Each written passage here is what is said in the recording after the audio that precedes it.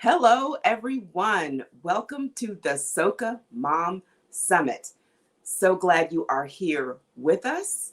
And this is going to be a really important session for everybody because we have creative people, we have business-minded people, and sometimes those two things don't go together. You know, people say, oh, you're so good at this, you should start a business. That's not how any of this works. So we have someone here who is great at doing both. And she was just recently featured on, was it Huffington Post? Or was Huffington it Post, yeah. Huffington Post as Etsy shops that you must visit and buy from. That's amazing. So I'm going to let her introduce herself. Hi, my name is Camilla Campbell. I am the owner, founder of The Pink Locket. I'm a jewelry designer. All my creations are handmade. I've been doing it since I've had the business since 2008, but I've been designing for over 15 years. Majority of my shop is done online. I am in a few stores across the country. But majority of my designs can be found right online, Etsy, on my main site, thepinklocket.com, and also I'm also on the Amazon handmade market as well. So in order to make it into stores, onto Amazon, in their marketplace, I think you've been on more than one list. I think you've been on several lists. Yeah. And yeah. You've been doing this since before I started blogging. So when I came in, I heard about you, right? Mm-hmm. And this necklace right here, I swear I have wanted it from the time I saw it. And I think what people will find hilarious about this that know me is that I never check mail, nor do I send it. But you're going to wear it. But this is my reminder that it's okay to be who you are, right? Yeah. You're the person who, So, because most bloggers are hype about mail. Yeah. Me, not so much. But anyway, I have wanted this forever. So I finally got it. And I'm excited to have you here. You're like a rock star. So first, tell us what it's like to do something that you love and then turn it into a business. What does that feel like to get that first piece of money? If I could compare it, it's almost like giving birth. You're giving birth to something, in this case, something.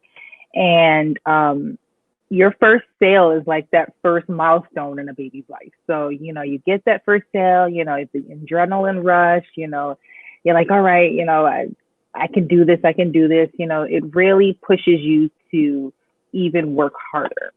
And it just, it's almost like, it's like a great feeling,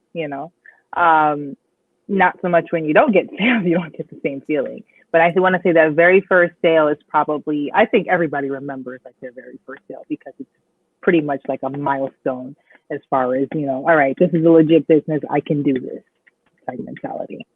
Now, when you don't get that first sale, like you said, and you're starting to feel like, well, maybe this wasn't such a great idea. Maybe I'm not as good as I thought I was, because you've been doing this for over 10 years. So when sales get slow, you're not getting the press coverage that you enjoyed before. How does that feel, and how do you push through that? Okay. When times are low, I I think it can really attack your self-esteem, and you can really begin to doubt yourself. But you kind of have to use that as a way of, all right, looking at the business, all right, what am I not doing that I could possibly be doing? You know, what part that's really the time for you to analyze different pieces of the business to see what's not working. You know, is my product really what my intended market is? Is that even my intended market? Because I remember when I started, I thought my market was completely different as to what it is now. And it's just a time for you to kind of like, all right, just take a look. You know, don't take it personal, even though it's hard not to, because this is your creation, this is your baby. But you have to be able to separate, and that's where the creative and the business mindset comes in. What am I missing? You know, what do I need? So I think filling those downtimes with really evaluating the business holistically can really give you a lot of details and information that you need, you know, so that you can make the changes necessary. I really like how you compared this to your baby, to your child. And we all know the feeling we get when you have that baby and everybody's like, oh my gosh, that baby is so cute. And you're like, thank you. I made that. That was me. You know, but when your child comes home with a grade that's not so nice, or the teacher is like, you know, they cute, but they not smart. Like, you know, you take that kind of personally. But the difference is what you are selling is a thing. It is your actual creation, and it is not really you, right? So there are things you can change about your product. I can't change nothing about my kid. I can be like, please study harder. Please be nice to your teacher. That's the best you can do. Yeah. But when this is your creation, there are things you can do to improve your business. What was it in your background that allowed you to say, let me reflect on the business and on the product and not necessarily take it personally? Okay. I would say I leaned on a lot of my experience from when I went to business school and I got my MBA. I think one thing I was like, all right, there's some things I learned. Let's apply this to this venture that I'm trying to grow. You know, is my marketing on point? You know, are my products on point? Are the pictures on point? You know, what are ways to improve? And this is very hard for a lot of artists to kind of even comprehend, is how can I make my product better? Okay. It should be something that's evolving. I'm continuously trying to make my products better. You know what I mean? And also feedback from whatever customers you do have, ask them, okay, what do you like about it? What do you not like about it? And take the personal out of it, because an honest person is going to tell you, you know, well, this is great, but I think this could be improved upon. And it's not personal. You know, you're asking for input so that you can, you know, do better the next time. You know, as I tell my kids, you know better, you do better, right? So same thing applies. It's just like, okay, what can I look into this business with an analytical mind, putting aside the creative part, and how can I make it better from any, you know, sector of your business, from product to the marketing to your financing to even setting your goals, you know. So you have a business background beyond just a business degree. You've got an MBA, and it's even then, it's still hard to apply to yourself. Of course. Of course, because it's your creation. You sit down here, you're doing this, whether it's your service you're providing or a product you're providing, especially if you're the one hands-on with it all the time. I mean, that's just how the human mind works. Even if you have the business background, you're going to have to like, all right, I need to put the creative aside and put on my business thinking cap and think from, you know, thinking like this is not my product, but I want to make it better. You know, it's hard to, you know, separate, but it's necessary. So it's necessary to kind of distance yourself from the emotion that you put into it. And I know that's hard for artists. I know it is hard. I illustrated a cover for one of my books, and my kids were like, don't like it. Excuse me? What do you mean Really? don't like it? You mean I'm your mother. You have to You like it. have Like to like it. that's, it's hard to get that feedback. Hmm. So when you are looking at your own creation, right? And you're trying to decide, what do I improve? Do I improve the product or do I improve my process? Those are hard to decide when to spend time on, especially if both of them are in need of some attention. So, how Hmm. do you make that decision? Is there some analysis that goes into it, looking at your feedback? Do you have a consultant that you go to? Hmm. I have a lot of my husband he's blatantly honest. Like if you run something by him, he's like, no, but I think you should do this, and I think you should, should do that. So I definitely think having an accountability person who's willing to actually, whether it's a consultant or someone in the business world that you're close friends with or whatever, to really take the time to run a couple of things by them just to see what they think, what's the first things that come to mind.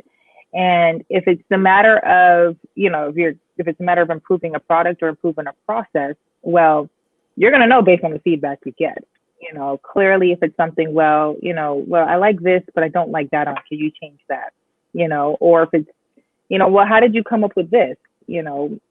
Um, and you kind of like walk through the process, out loud to them.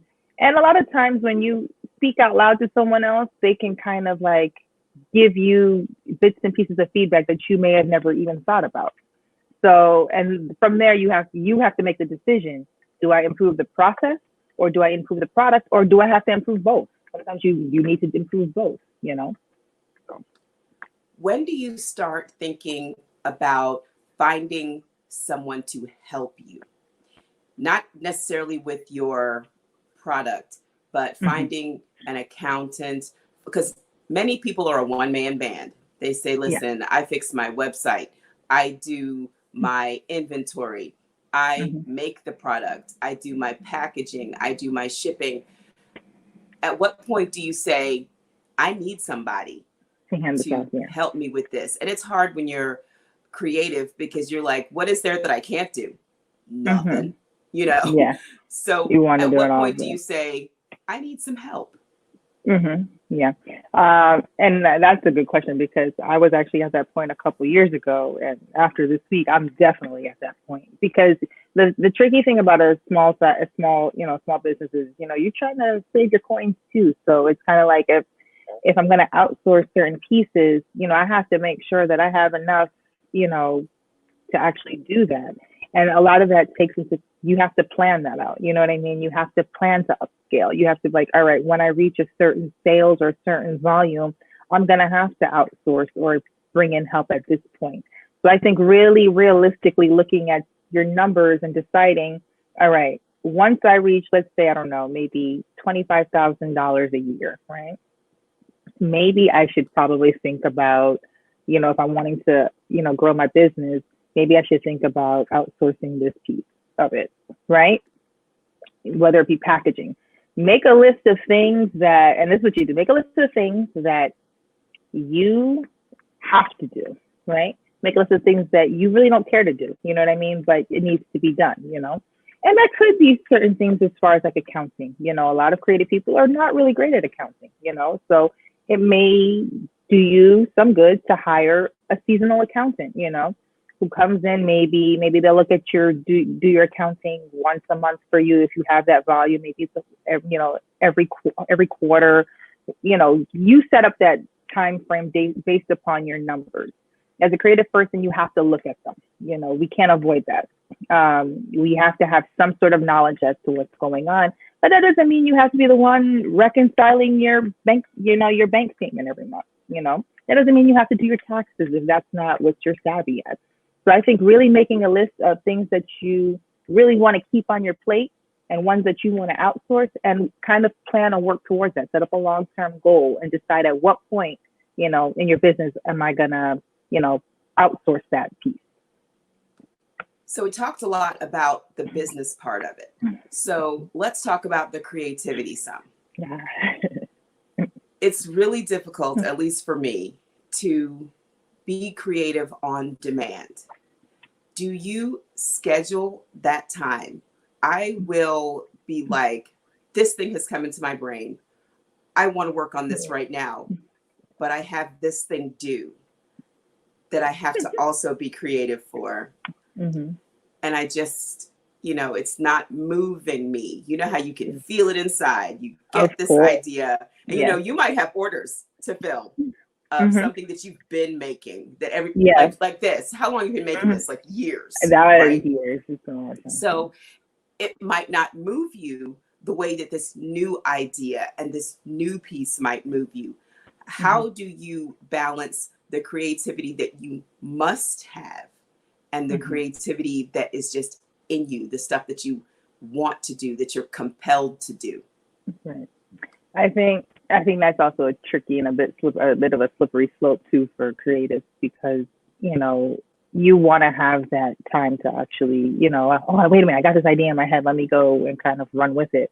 What helps for me is I have like a little sketch pad. So if I get ideas, while I'm doing something that's completely unrelated, I may quickly sketch it out, because I know I can't really stop what I'm doing right now to go run and do that. I think it's a matter of establishing a sort of discipline, where if I'm sitting down today to do this, well, this is what I have to do. If I get some creative, vibes in me or whatever, I have my sketch pad, let me write it out, kind of sketch out a rough thing of what I have in mind.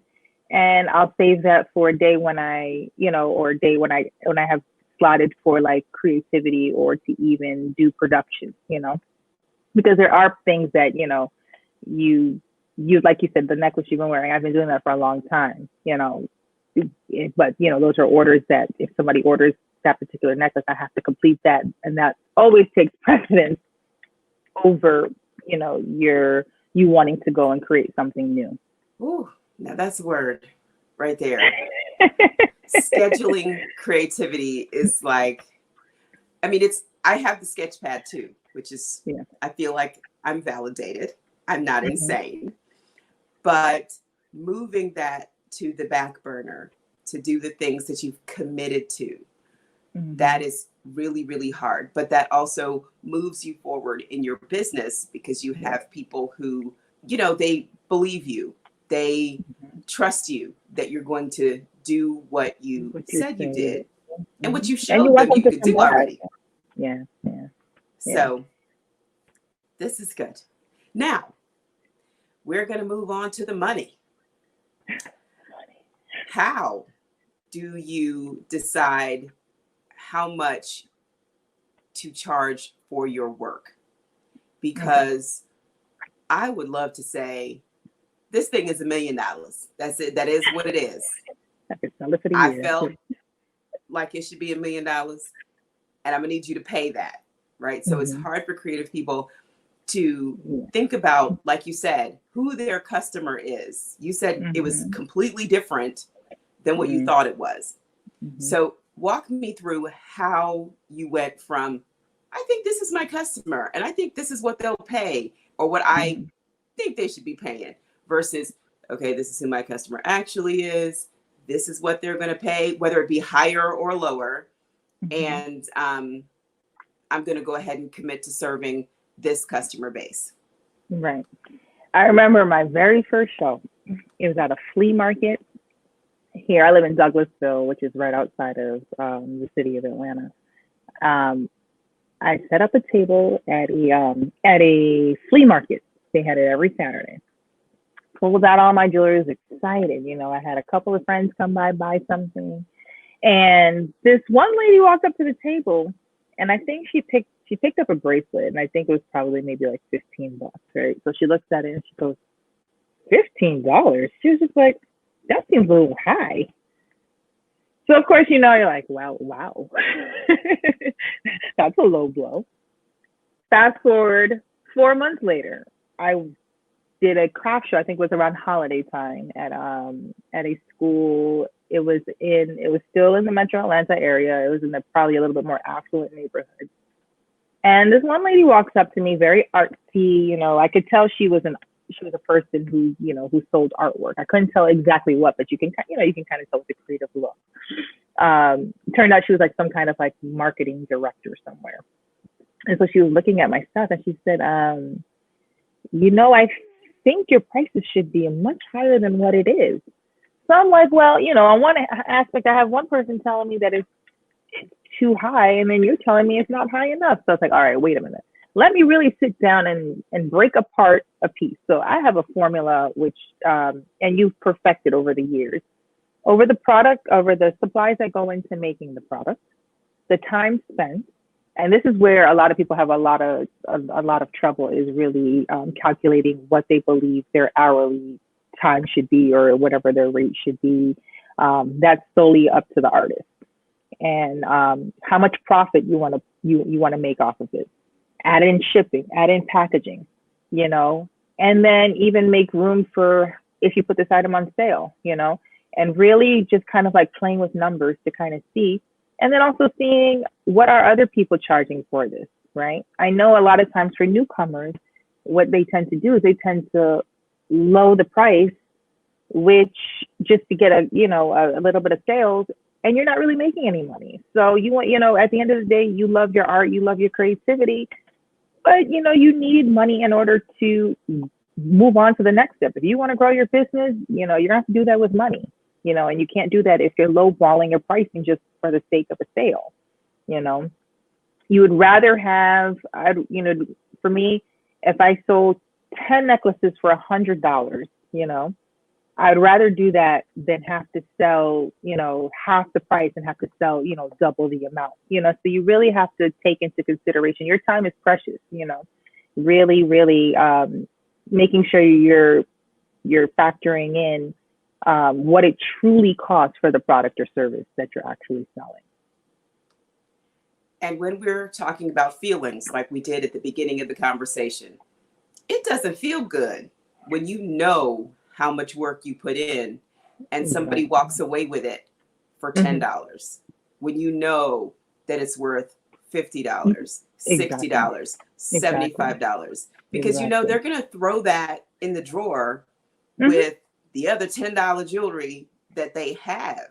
So it's an experience to purchase this jewelry. I'm gonna tell you what, this does not sit with my Target necklaces, just so that you are aware. It does not. Because what I paid $6 for at Target is treated like it is $6. $6, right. If it tangles up or I lose it, I'm okay. Oh, wow. Yeah. But you don't want your work to be, especially if you are an artist, you don't want your work to be under the bed. You don't want it to get sucked up in the vacuum. No. So you're selling the value and the experience. And it is art. I love that. I love that. And then another thing too, a lot of artists, you're probably selling a couple. You're not going to sell 1,000 necklaces like Target's going to sell, so they can afford to sell it at $6, $10. You're probably going to sell a fraction of that. So you gotta put that into consideration as well. That is so true, especially when you think about people who sell paintings. Yeah. You know how fast Target and Marshalls produce those things? They just run those things off like a copy machine. They don't have to have, the artist does it once. They get paid that one time and then they just make prints, right? Yep. So if you are making original, one-of-a-kind artwork, your competition is not Target. Exactly. It is not Walmart. So no, you don't have to price your items the same way. I am so glad you said that. Yeah. Because there are people like, ooh, this t-shirt should be $5 like the one in Children's Place. Then go to Children's Place. And you can rummage through the rack and you can get your $5 shirt. And have one of the thousands across America. Exactly. But when I'll just be honest, when I walk out with a piece of jewelry that I have gotten from an artist, from an artisan, if you're trying to get noticed, that's the way to get noticed, y'all. Yeah, it is. When I got these earrings from someone who's actually on the list with you, Yes, I'm I love. telling you, Oh I my love gosh, that I you. love her. I Oh my love. I think gosh. they put. I think they put me in. I think we've been featured together quite a lot. And now But I you're love featured her together work. right here. I know. I love her work. She She's. does beautiful stuff. But let me tell you how I noticed her. Okay, so a friend of mine, she wears her work. She's like Hmm. a patron. People who are your super fan. So she is a super Hmm. fan of her work. And we went out to lunch one day. And in the time from we were in line to get into the place to have lunch, Hmm. and we went out to like a bookstore afterwards. I swear, on the sidewalk, at the table, paying the check, somebody was like, "Oh my, those are gorgeous." And Hmm. me, I'm looking at my TJ Maxx's like, mine ain't You're like, cute. That's fine. I'm okay. I'm okay. But to have people appreciate the art that's on your body is hmm. an experience. And I It said, is. shoot, I want to impact people like that. I want to Hmm. move them with my Hmm. decisions and my choices. And I got these, and she also gave me these tiny, tiny, tiny earrings, and I love Hmm. them. People even notice them from the Oh, little yeah. ones. You are a walking museum You are. of just amazing work. So Hmm. please, everyone, support Yeah. artists who are Yes. making artwork for your little personal body gallery Yeah. of, Yeah. of Yeah. beauty. So we're coming to the end, Hmm. and I want to talk about your successes because that Okay. is important. We started off at the beginning saying when you get that very first sale, it feels amazing. Hmm. How does it feel to be featured? And you've been featured quite a few times. How does it feel Hmm. to be featured and have people appreciate you on a mass scale? Because Right. Walmart jewelry is not getting any awards. No. Okay. So, like we said, that's not your competition. How No. does it feel to get that? And what does that do as far as propelling the business part? So, we want to hear about how it feels Hmm. and why it's important to you, and then also how it's important to your business. Okay. Well, number one, it feels great. It's almost like I said, when I bring bring back to the analogy of birthing a baby, it's like, I mean, that's how it feels. My baby's now what, 12 years old. So it feels, it's like, oh, you know what? It's like you get that relief of finally, if I can be honest, it's like finally. It feels great. You know, what it does for my business, well, it propelled it tremendously.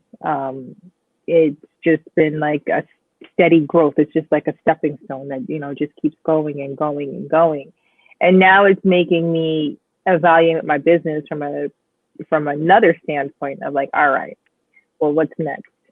How do I streamline certain processes now? Where can I bring in someone to kind of help me with certain things in the business? Because like you said, as you get those features or whatever, it brings up your sales, it brings up the demand. And at that point is you can no longer sustain as a one person business. So you have to decide, where am I going to need help, and how do I bring that, and how do I bring help in, whether it's temporary, permanent, whatever. So I think I'm probably at that point right now. I actually have my niece and my nephew actually helping me right now.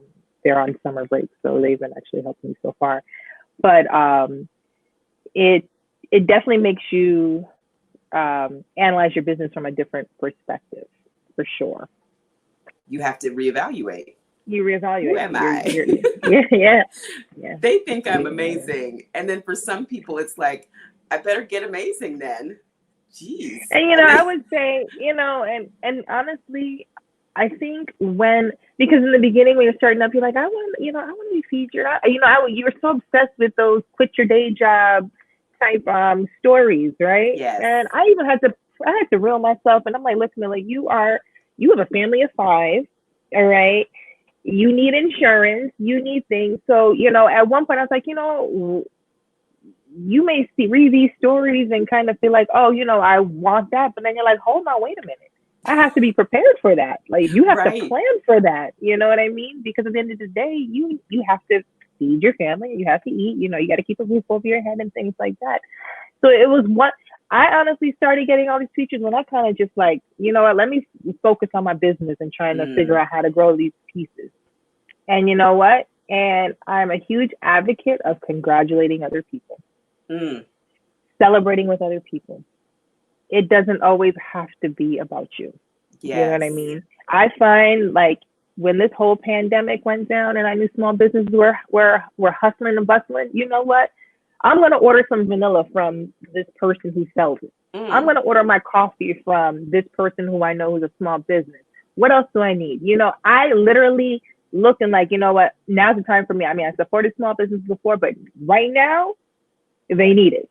So whatever I need, I'm going to look to the ones I've been purchasing from, find new ones, you know what I mean? Because they, it's not only that, it gives them a sense of confidence that they can make it through a tough time like this if they continue to see sales, So I think really just being, it doesn't always have to be about you. You can play nice in the sandbox. That is, I love that. That's powerful right there.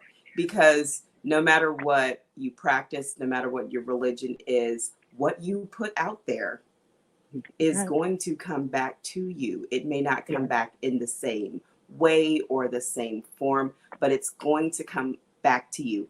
You put out positivity, you put out goodness, you congratulate other people. Someone is going to see you and congratulate you. I absolutely love that. Especially putting the money out there into your community, because when you are in business and you're creative, you have two communities that you are supporting, right? And two communities that support you. Exactly. So I don't know how we ran out of time so quickly, because that flew. Oh my goodness. Like, this needs to be one of those 2-hour sessions. And we can go on for a long time. But this was really, really great. Tell us how we can support the Pink Locket, how we can support you, and kind of pour into your business. What can we do? Okay. Supporting the Pink Locket, simple. You can shop through my main site, which is thepinklocket.com. I am also on Etsy, the Pink Locket. If Amazon is your go-to, I'm also on there as well through the Amazon Handmade Market. Or I'm also on Instagram at the Pink Locket. Those are definitely all ways to support me. Reach out to me or, communicate with me. Any of those channels are fine. And also, when you put on this jewelry, please go ahead and take a photo and tag her. Yes, I do feature. Yes, I do like to know. Yes, let them appreciate that artwork from afar on your body gallery. Okay. I like that body gallery. Your body gallery. Thank you so much for sharing with us. You guys, you have heard from an artist with an MBA, successful business, many accolades. This is some information that you need. Please go to socamomsummit.com and read her bio. Read more about the Pink Locket and start shopping. Okay. See what there is. There's something that you want. And I bet you, like me, you've been watching. You've been looking at some things. So go ahead and put your little coins out there. All right. Thank you, everybody, for joining us for the Soca Mom Summit, and we will see you soon. Bye.